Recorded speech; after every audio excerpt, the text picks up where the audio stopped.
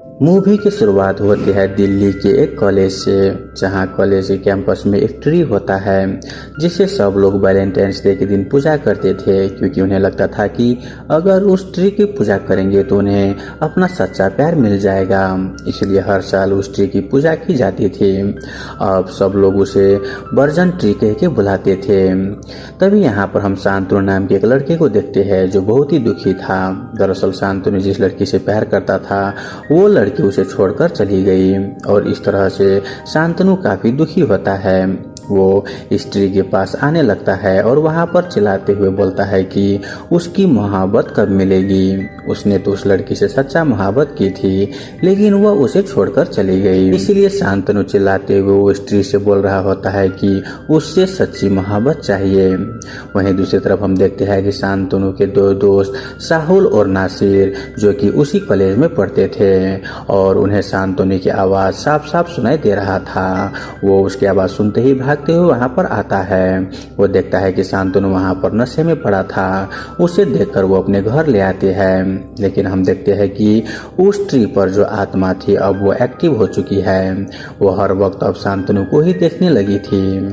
अब अगले दिन जब शांतनु उठता है तो वो अपने फ्रेंड्स को बताता है कि उसे उसकी गर्लफ्रेंड ने धोखा दिया।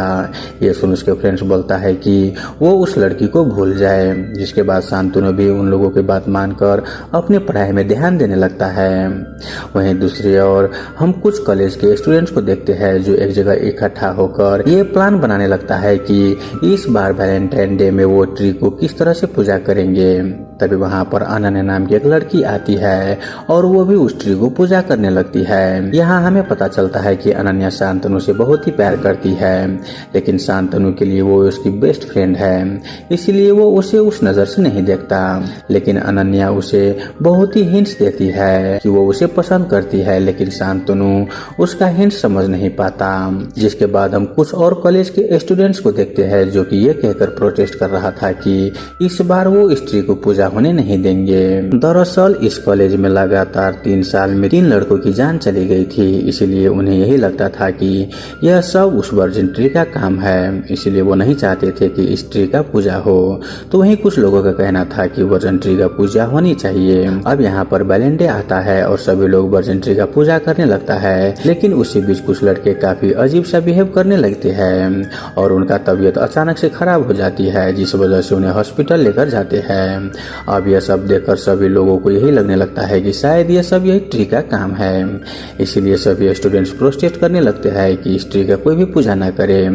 वहीं कॉलेज वालों का कहना था कि शायद कुछ स्टूडेंट्स की तबीयत दूसरी वजह से खराब होगा, लेकिन फिर भी इंक्वायरी बैठाता है और वो सभी लोग एक बाबा को बुलाने का डिसाइड करता है जो कि भूत पकड़ने में माहिर था, और वो लोग उस बाबा के पास जाता है और हम देखते हैं कि वो बाबा भी कॉलेज के सिचुएशन जान के वो यहाँ पर आने के लिए मान जाते हैं।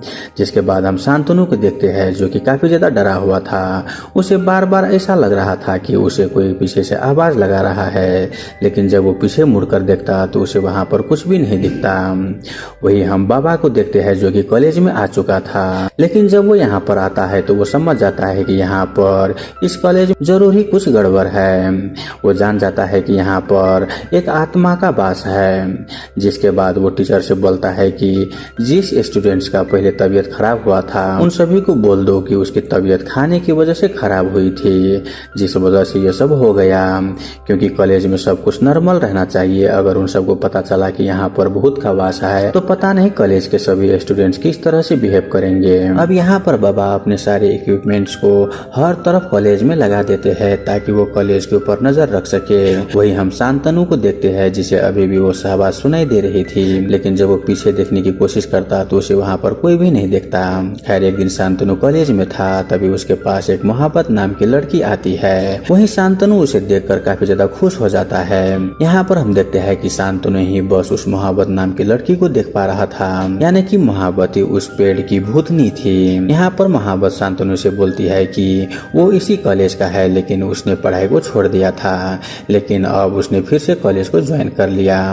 ये सुनकर शांतनु बहुत ही खुश होता है और महाबत के साथ दोस्ती कर लेता है। वहीं हम महाबत को देखते हैं, वो जैसे ही अनन्या को देखती तो वो उसे अपने काबू कर लेती और उसे शांतनु से दूर भेज देती, क्योंकि वो नहीं चाहती थी कि शांतनु और अनन्या एक साथ टाइम स्पेंड करें। जिसके बाद शांतनु महाबत के साथ बहुत ही ज्यादा टाइम स्पेंड करने लगता है, जिसे देखकर उसके सारे फ्रेंड्स बहुत ही शॉक थे, क्योंकि वो लोग महाबत को नहीं देख पा रहे थे। अब एक दिन महाबत और शांतनु जब रूम में थे तभी वहां पर उसके दोस्त आ जाते हैं और शांतनु से बोलता है कि हमें भी महाबत से मिलाओ, लेकिन महाबत शांतनु से कहती है कि वो अपने फ्रेंड्स को अंदर ना आने दे जब तक कि वो एक दूसरे को जान नहीं लेते। वो नहीं चाहती है कि उसे कोई देखे। ये सुन अब शांतनु भी उसकी बात मान लेता है और अपने फ्रेंड्स को अंदर नहीं आने देता। जिसके बाद शांतनु और मोहब्बत दोनों एक साथ बहुत ही टाइम स्पेंड करने लगते हैं। अब एक दिन जब कॉलेज के सारे स्टूडेंट्स कहीं पर ट्रिप पर जा रहे थे तो शांतनु उसके साथ नहीं जाता, क्योंकि मोहब्बत का तबीयत खराब हो गई थी। दरअसल उन्होंने जानबूझकर अपनी तबीयत खराब कर ली ताकि शांतनु उसके साथ रहे। वहीं उधर शांतनु के न जाने पर उसके सारे दोस्त कॉलेज की ट्रिप पर चले जाता है। अब उस दिन शांतनु और मोहब्बत दोनों एक ही कॉलेज में थे। यहाँ पर मोहब्बत शांतनु से कहती है कि चलो हम लोग टेरेस पर चलते हैं। जिसके बाद शांतनु टेरेस पर जाता है तो वो देखता है कि मोहब्बत ने वहाँ पर काफी अच्छे से सजाया था। यह देख शांतनु बहुत ही खुश हो जाता है। तब मोहब्बत उसे आई लव यू कहकर उसे प्रपोज कर देती है। यह सुनकर शांतनु बहुत ही शौक था, क्योंकि शांतनु का अभी अभी दिल टूटा था और वो समझ नहीं पा रहा था कि आगे उसे इस रिश्ते में बढ़ना चाहिए कि नहीं। ये सुनकर मोहब्बत शांतनु से कहती है कि शायद उसने प्रपोज करने में जल्दबाजी की। जिस पर शांतनु बोलता है कि प्यार सिर्फ देखकर नहीं होता, प्यार एक दूसरे को जानकर होता है, क्योंकि प्यार दो आत्मा का मिलन है। ये सुनकर मोहब्बत काफी खुश हो जाती है और वो शांतनु से पूछती है कि क्या सच में आत्मा से प्यार होता है। शांतनु बोलता है कि हाँ, बाकी सब तो दिखावा है, प्यार तो सिर्फ और सिर्फ दो आत्मा का मिलन होता है। ये सुनने पर मोहब्बत कहती है कि वो सच में शांतनु से बहुत ही प्यार करने लगी है, लेकिन वो चाहती है कि शांतनु उस पर विश्वास करे, इसलिए वो शांतनु को अपना असलियत बताना चाहती है। वो वहाँ पर उसे बताती है कि वो एक भूतनी है। जो सुनकर शांतनु हंसने लगता है, क्योंकि उसे लग रहा था कि मोहब्बत उसे सिर्फ मजाक कर रही है। तभी मोहब्बत उसे अपना डरावना लुक दिखाती है, जो देखकर शांतनु बहुत ही डर जाता है और वो डर के मारे इधर उधर भागने लगता है। वही मोहब्बत उसे रोकने लगती है और वो शांतनु से बोलती है कि अभी तो तुम बोल रहे थे कि प्यार तो दो आत्मा का मिलन है, तो फिर तुम अभी डर के मारे इधर उधर क्यों भाग रहे हो। लेकिन शांतनु उसे कुछ भी जवाब नहीं दे रहा था। वो बस डर के मारे यहाँ वहाँ भाग रहा था, जो देखकर मोहब्बत को बहुत ही गुस्सा आ जाती है। तभी हम बाबा को देखते हैं, जिसे शांतनु की आवाज सुनाई देने लगे थे और वो समझ जाता है कि जरूर यहाँ पर भूतनी आ चुकी है। इसके बाद बाबा उस भूतनी को पकड़ने के लिए वहाँ पर आने लगता है और वो वहाँ पर आकर उस आत्मा पर अटैक कर देता है, लेकिन वो भूतनी किसी भी तरह से वहाँ से बचकर भाग निकलती है। वहीं बाबा शांतनु को लेकर वहाँ से निकल जाता है, क्योंकि वो डर के मारे बेहोश हो चुका था। वो जानता था कि अभी मोहब्बत शांतनु पर बहुत ही गुस्सा होगा और वो इसके ऊपर फिर से अटैक करेगी, इसीलिए वो उसे लेकर निकल जाता है। वहीं शांतनु को जब होश आता है तो वो देखता है कि वो बाबा के कार में है। वहाँ पर बाबा उसे कहता है कि वो अपने फ्रेंड से कहे कि हॉस्टल अभी ना जाए, क्योंकि वहाँ पर भूतनी अभी गुस्से में होगी और पता नहीं शांतनु के दोस्त के साथ वो क्या करेगी। जिसके बाद शांतनु अपने दोस्त को कॉल करता है, जो कि ट्रिप से अभी अभी आए थे, लेकिन शांतनु की आवाज़ उसके दोस्त तक नहीं जा रहा था, जिस वजह से उसके दोस्त उसके बातें नहीं सुन पाते और वो हॉस्टल के अंदर चले जाता है। वहाँ पर उनकी मुलाकात मोहब्बत से होती है। दरअसल मोहब्बत को वो लोग देख नहीं सकते थे, लेकिन उसकी आवाज़ सुनाई दे रही थी, जिस वजह से वो दोनों काफी डरे हुए थे। अब मौका देखकर फिर से वो अपनी शांतनु से मिलती है और उसके साथ हॉस्टल आती है। वहाँ पर वो उसे कहने लगती है कि वो सच में उसे बहुत ही प्यार करती है और वो जानती है कि शांतनु भी उसे प्यार करता है। अब यहाँ पर शांतनु को कुछ भी समझ नहीं पा रहा था कि आखिर वो क्या करे, लेकिन अगर उसने मना कर दिया तो वो गुस्सा हो जाएगी और पता नहीं वो क्या कर देगी, इसलिए शांतनु उसे बोलता है कि उसे थोड़ा समय चाहिए। ये सुन भूतनी बोलती है कि ठीक है, मैं कल रात 8 बजे आऊँगा, तब तक तुम अपना जवाब तैयार रखना। जिसके बाद अगले दिन शांतनु बहुत ही टेंशन में था कि आखिर वो मोहब्बत से क्या कहेगी। तभी वहाँ पर वो बाबा से मिलता है और बाबा को सारी बात बता देता है, जिस पर बाबा शांतनु से बोलता है कि उसे मोहब्बत के बारे में ज़्यादा और पता लगाना होगा, जैसे कि वो कौन है और वो कहाँ से आई है। यहाँ पर शांतनु को भी इस बारे में कुछ भी पता नहीं था। बाबा शांतनु से बोलता है कि वो मोहब्बत को गुस्सा ना दिलाए और उसके साथ प्यार से बात करे और उसके पास्ट के बारे में जाने। साथ ही वो शांतनु के फ्रेंड से ये भी बोलता है कि वो लोग मोहब्बत से अच्छे से बिहेव करे ताकि उसके दोस्त को वो कुछ भी नुकसान नहीं करे। साथ ही वहाँ पर बाबा शांतनु से ये भी बोलता है कि वो अनन्या से भी दूर रहे, क्योंकि भूतनी ने अनन्या पर भी अटैक किया था और उसे बहुत ही मुश्किल से बाबा ने बचाया है। ये सुनकर शांतनु बहुत ही ज्यादा दुखी हो जाता है, क्योंकि इस बारे में उसे पता नहीं था। जिसके बाद वो तुरंत ही अनन्या के पास जाता है। वहाँ पर वो देखता है कि अनन्या के गले में निशान थे। ये देखकर शांतनु को बहुत ही बुरा लगता है और वो नहीं चाहता था कि उसकी वजह से अनन्या मुसीबत में आए। इसीलिए वो अनन्या से बोलता है कि आज के बाद वो उससे बात करने की कोशिश ना करे। ये बोलकर शांतनु वहाँ से चले जाता है। वहीं ये सुनकर अनन्या बहुत ही ज्यादा हर्ट हो जाती है, क्योंकि वो उसे बहुत ही प्यार करती थी। वहीं अब शांतनु उसे बात नहीं करना चाहता था। जिसके बाद शांतनु एक दिन अपने हॉस्टल रूम में था, तभी वहाँ पर मोहब्बत आ जाती है। अब जैसे ही मोहब्बत वहाँ पर आती है तो शांतनु के सारे दोस्त उसे इम्प्रेस करने के लिए कोशिश करने लगती है और उसे भाभी कह के बुलाने लगते हैं। साथ ही वो उसे अपने रूम में बहुत ही अच्छे से स्वागत करते हैं, जो देखकर मोहब्बत काफी खुश हो जाती है और वो शांतनु के दोस्त से काफी ज्यादा इम्प्रेस्ड भी हो जाती है। और पहले उसने जो उन्हें डराया था उसके लिए वो माफी भी मांगती है।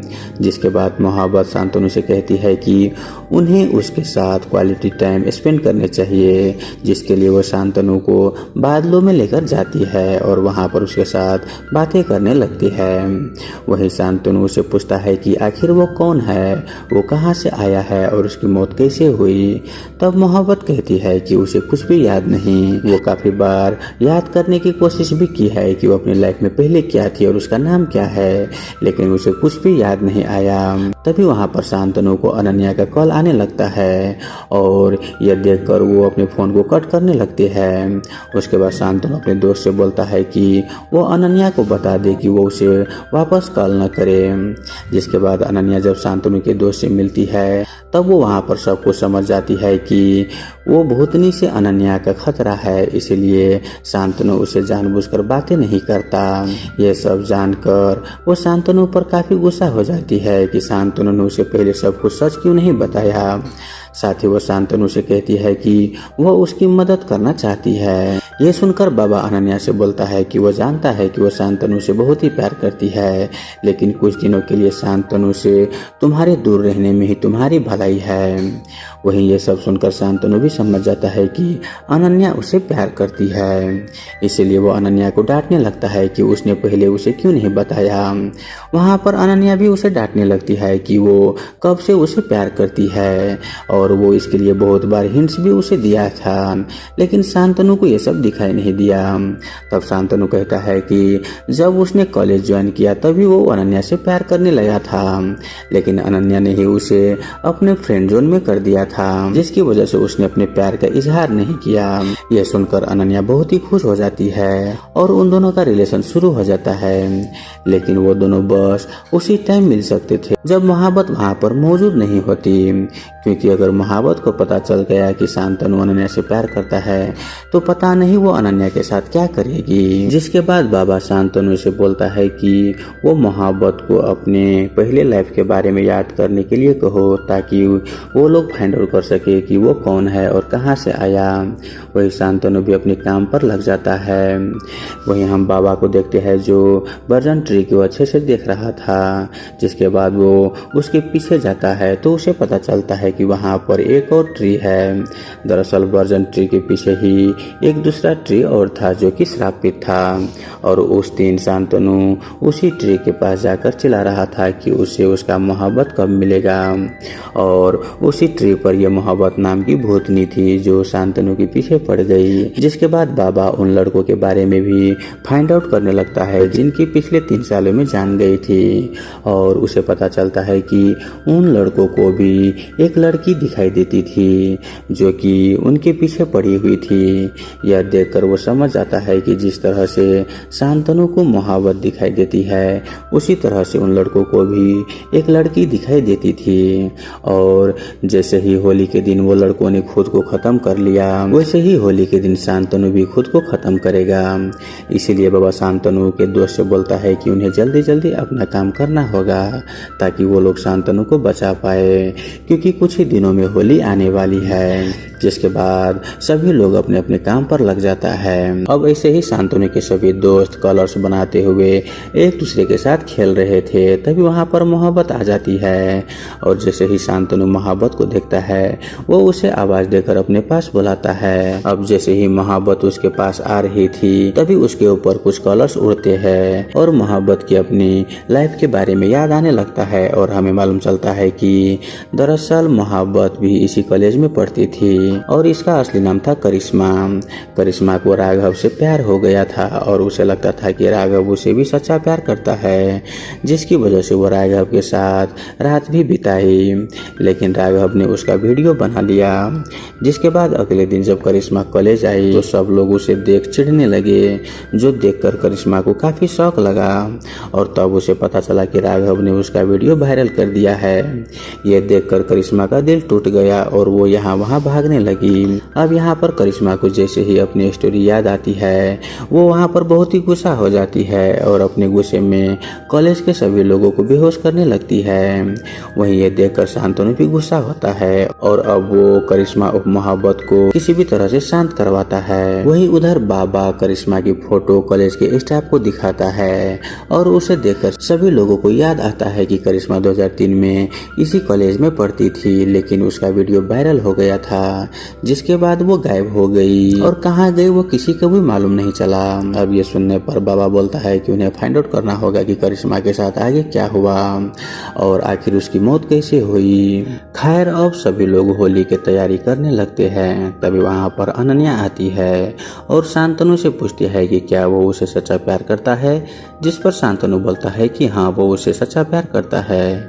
ये सुनकर अनन्या बहुत ही गुस्सा हो जाती है। वहीं ये देखकर शांतनु समझ जाता है कि वो जिसे बात किया वो अनन्या नहीं बल्कि करिश्मा थी। अब करिश्मा अनन्या को चोट पहुंचाने लगती है क्योंकि उसे मालूम चल गया था कि शांतनु अनन्या से प्यार करता है ना कि करिश्मा से। अब करिश्मा काफी गुस्सा हो गई थी और वो कॉलेज को तहस नहस करने में लग जाती है। वहीं बाबा उसे अपनी शक्ति द्वारा उसे शांत करने की कोशिश करता है, लेकिन करिश्मा रुक नहीं रही थी। जिसके बाद हमें करिश्मा के डेथ की कहानी के बारे में मालूम चलता है। दरअसल जब करिश्मा का वीडियो वायरल हुआ था तो वो राघव से बहुत ही गुस्सा हो गई और वो उसके पास जाकर उससे झगड़ा करके उसे थप्पड़ मार दिया। वहीं थप्पड़ खाकर राघव का ईगो हर्ट हो गया और वो उसने करिश्मा को जोरदार थप्पड़ मारा, जिस वजह से करिश्मा नीचे गिर गई और उसे काफी चोट भी आई। यहाँ पर राघव को लगा कि करिश्मा मर गया है, इसीलिए उसने करिश्मा को पेड़ पर लटका दिया। लेकिन जब वो उसे लटका रहा था तो उसे मालूम चल गया कि करिश्मा अभी जिंदा है, लेकिन फिर भी उसने उसे मार दिया और उस पेड़ को भी जला दिया। जिसकी वजह से बाद में जब वहाँ पर लोग आए तो वहाँ पर उन्हें कुछ भी नहीं दिखा, क्योंकि तब तक करिश्मा राख बन चुकी थी। और इसी वजह से करिश्मा की मौत के बारे में किसी को भी मालूम नहीं है। अब यह सब याद आने पर करिश्मा यहाँ पर और भी ज्यादा दुखी हो जाती है और उसका गुस्सा बहुत ही बढ़ जाता है। लेकिन तभी वहाँ पर बाबा आता है और करिश्मा के साथ खड़ा हो जाता है। यहाँ पर हमें मालूम चलता है कि बाबा भी करिश्मा के साथ पढ़ा करता था और वो उसे बहुत ही प्यार करता था, लेकिन करिश्मा राघव से प्यार करती थी, जिस वजह से उसने बाबा को इग्नोर किया। लेकिन बाबा आज भी उसे बहुत ही प्यार करता है और उसे ढूंढने के लिए वो यहाँ वहाँ भटकता था। यहाँ तक कि उसने अभी तक शादी भी नहीं की, क्योंकि वो करिश्मा को आज तक भुला नहीं पाया है। यह सुनकर करिश्मा बहुत ही इमोशनल हो जाती है, क्योंकि उसे बस अपना सच्चा प्यार चाहिए थी, जो उसे बाबा के रूप में उसे मिल गया। वो समझ गई कि बाबा उससे सच्चा प्यार करता है। तभी वहाँ पर बाबा करिश्मा से बोलता है कि तुमने उस 3 लड़की को क्यों मारा। ये सुनकर करिश्मा बोलती है कि मैंने उस 3 लड़कों को नहीं मारा, दरअसल वो लड़का मुझसे डर कर खुद ही मर गया, इसमें उसका कोई भी हाथ नहीं है। फिर यहाँ पर बाबा करिश्मा से बोलता है कि करिश्मा को वापस जिंदा होना होगा और उसके लिए मोहब्बत को मरना पड़ेगा। वही ये बात करिश्मा भी मान जाती है, जिसके बाद बाबा त्रिशूल से करिश्मा को मार देता है और इस वजह से उसकी आत्मा को मुक्ति मिल जाती है। वहीं अब उसके बाद से कॉलेज में फिर से सब कुछ ठीक हो जाता है और ये मूवी यहीं पर खत्म हो जाता है। तो दोस्तों आई होप आपको ये मूवी एक्सप्रेशन वाला वीडियो अच्छा लगा हुआ हो। अगर आपको वीडियो अच्छा लगे तो वीडियो को लाइक करके हमारे यूट्यूब चैनल को सब्सक्राइब जरूर कर लीजिए। धन्यवाद।